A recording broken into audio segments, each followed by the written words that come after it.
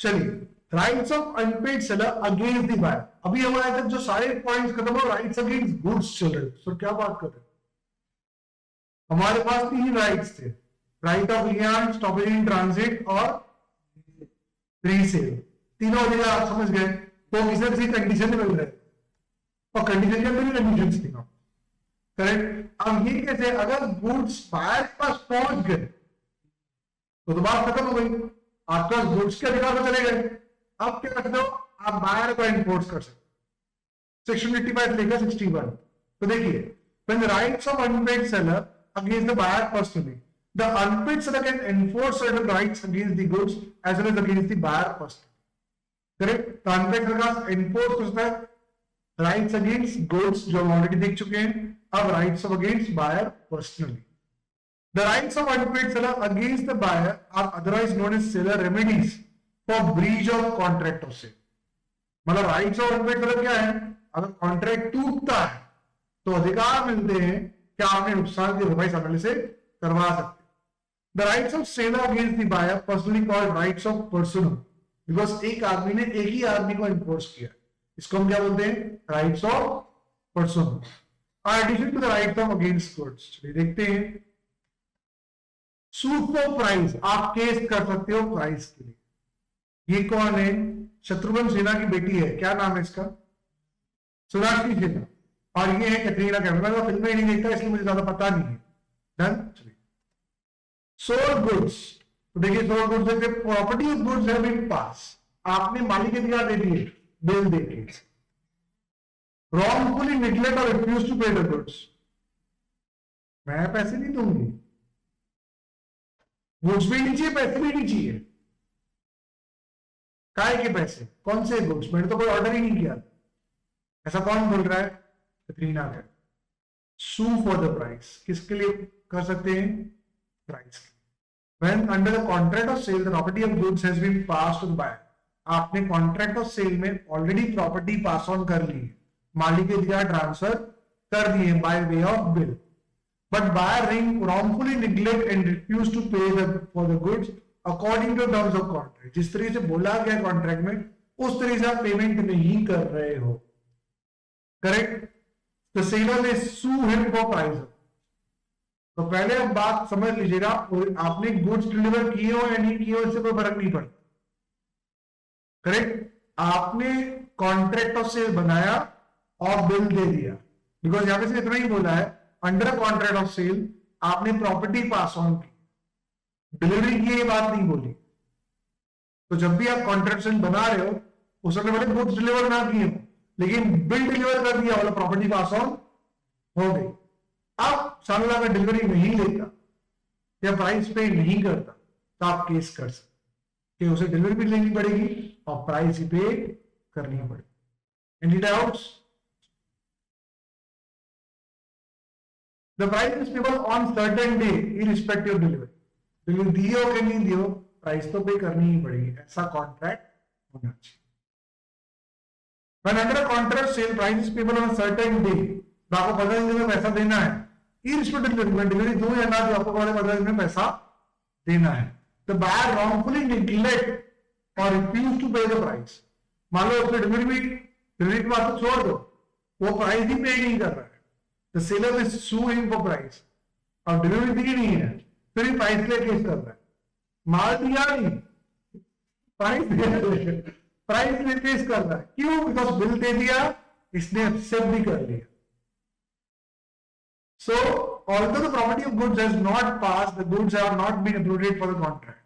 Whether under a contract sale, the price is payable on a certain day. अगर वादा किया गया हो कि 15 दिन में पैसा दे दूंगी, पर आप बिना डिलीवरी दिए और बायर रॉन्गफुली प्राइस देने के लिए मना कर रहा है, सेलर केस कर सकता। भले although the property of goods is not been passed, low and goods have not been delivered to contract। मतलब देखो, बात सुनना ध्यान से, ना इसने डिलीवरी की है ना इसने बिल दिया है, इसने सिर्फ सामने से वादा किया है कि 15 दिन के अंदर मैं पैसे दे दूंगी, फिर 15 दिन के अंदर ये पैसे नहीं देती है तो ये केस कर सकती है। भले इसने डिलीवरी नहीं दी हो, भले इसने बिल भी नहीं दिया हो, बात समझ में आ रही? सेक्शन 85 ने कितना भारी वादा दिया, फिर तू वादा करके तो मुझे पैसा देगी, बस मुझे सिर्फ वादा चाहिए कि 15 दिन के अंदर मुझे पैसा दे देगी, फिर तू बोले डिलीवरी डाले, बोले बिल डाले, तुझे पैसे देने वाले रमेश पर केस कर। इतनी जबरदस्त पावर है, समझ में आई बात?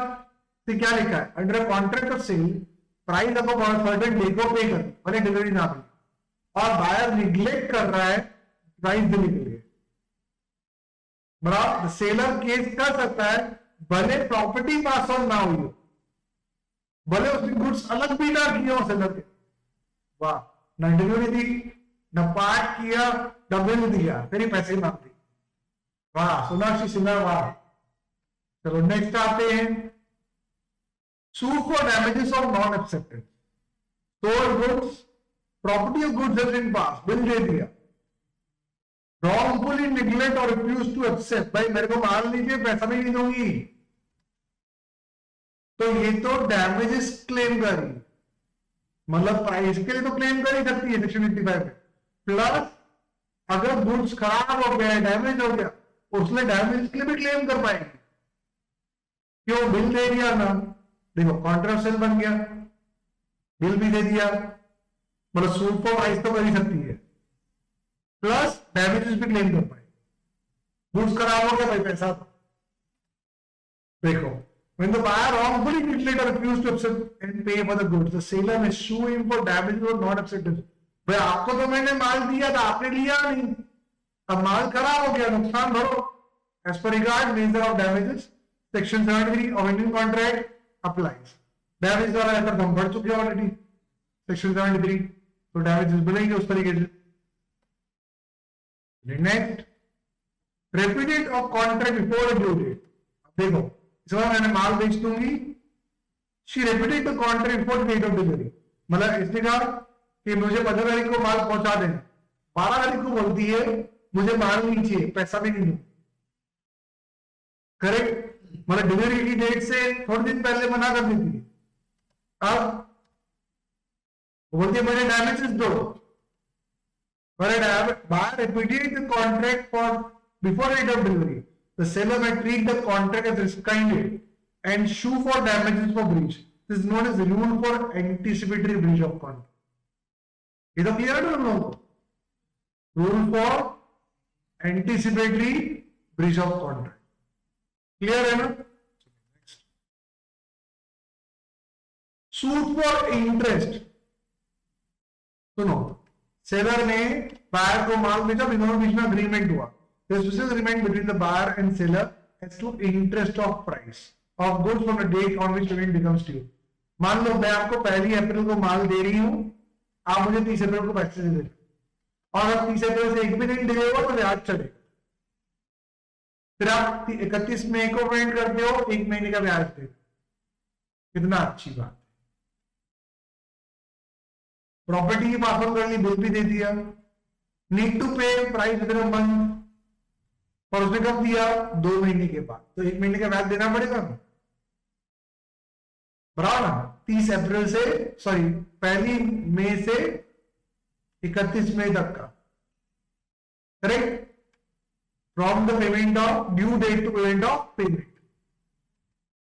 सो when there is special agreement between the seller and the buyer, जब कोई स्पेशल एग्रीमेंट होता है सेलर और बायर के बीच में, जहां इंटरेस्ट की बात होती है, from which the payment becomes due, जब देना है 31 मई, सॉरी 30 अप्रैल, the seller will record the interest on the buyer, आप इंटरेस्ट कलेक्ट कर सकते हो। If there is no special agreement, अगर कोई स्पेशल एग्रीमेंट ना हो, the seller can charge interest on price, it becomes due on such date as immediate notified the buyer. अगर मान लो पहले से एग्रीमेंट ना हो, अब आपकी 30 अप्रैल की डेट आ गई, 30 अप्रैल को बंदे ने पेमेंट नहीं किया, हम क्या बोलेंगे? ठीक है ब्याज पे कर दे, कब किस दिन को बोलेंगे? 30 अप्रैल को। क्या आप दूसरे में डिले करोगे? ब्याज देना पड़ेगा। पहले से एग्रीमेंट हो तो ब्याज देना पड़ेगा, अग्रीमेंट ना हो तो जिस दिन सेलर ने बायर को बोला, अब मान लो 30 अप्रैल को ड्यू था, फिर भी इसने 3-4 दिन वेट किया, फिर 10 मई को इसने इसको बोला कि भैया बहुत डिले हो गया, पेमेंट कर। अब 10 मई के बाद उसने पेमेंट नहीं किया, पेमेंट किया 31 मई को, तो 10 मई से 31 मई तक का ब्याज देना। और पहले से अग्रीमेंट हो तो पहली मई से 31 मई। लिख के समझाओ, क्लियर हो गया? In the absence of the contract of contrary, the court may award interest to seller on suit as per rate as it thinks fit at the amount of price from the date of tender of goods from the date of which the price is payable. मतलब यहां पे क्या होगा, interest अगर मान लो कि भाई ये दोनों पार्टी कोर्ट में गई और कोर्ट में जजमेंट आया कि पेमेंट इसको देना पड़ेगा, तो उसको पेमेंट ब्याज कब से कब तक देना पड़ेगा? Date of tender of goods, जब गुड्स ऑफर किए गए, और on the date of which the price is payable. Obviously date of price payable से ही होता है, भाई 31 अप्रैल से ही उसको ब्याज देने का आएगा। Got it? मैं समझाऊं आपको लिख के एक बार? नहीं, घर जाना है, समझ गया। चलो